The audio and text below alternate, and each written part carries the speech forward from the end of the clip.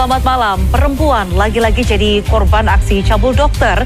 Kali ini seorang dokter program pendidikan dokter spesialis atau PPDS asal Universitas Indonesia Jakarta jadi tersangka karena mengintip dan merekam seorang mahasiswi yang sedang mandi. Saya Diana Valencia, inilah redaksi malam selengkapnya.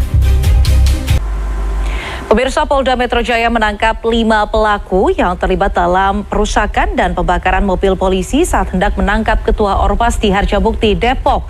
Polisi juga mengamankan sejumlah barang bukti seperti batu, hebel, korek gas, dan senjata api milik tersangka TS.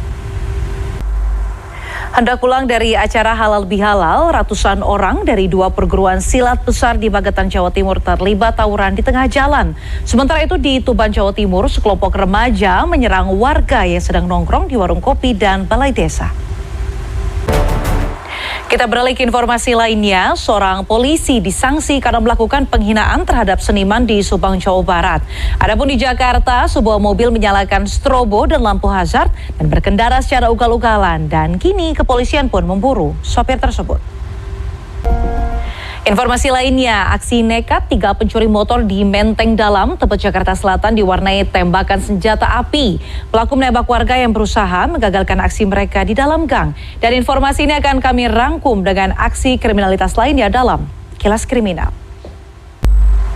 Sabu-sabu seberat 10 kg diamankan dalam penangkapan tersangka pengedar narkotika di wilayah Tangerang. Sementara itu di pesisir selatan Sumatera Barat hendak bertransaksi narkoba di belakang rumahnya, seorang pengedar sabu ditangkap polisi.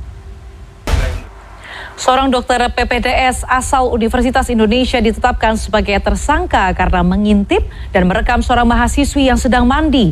Sementara itu dari Malang, Jawa Timur, dokter berinisial AY yang diduga melakukan pelecehan seksual terhadap pasiennya telah diperiksa oleh polisi. Meski demikian, dokter AY masih berstatus sebagai saksi. Pemirsa, sebulan terakhir ini marak terungkap kasus kekerasan seksual yang dilakukan oleh dokter di Bandung dan di Garut, Jawa Barat, Malang, Jawa Timur, hingga di Jakarta. Dokter yang harusnya menjadi penyelamat pasien justru berubah menjadi monster kekerasan seksual. Dan berikut segmen Telusur Fakta untuk Anda. Sebuah minibus terguling di Jalan Nasional Kulon Progo, Yogyakarta. Detik-detik kendaraan ini terguling terekam CCTV.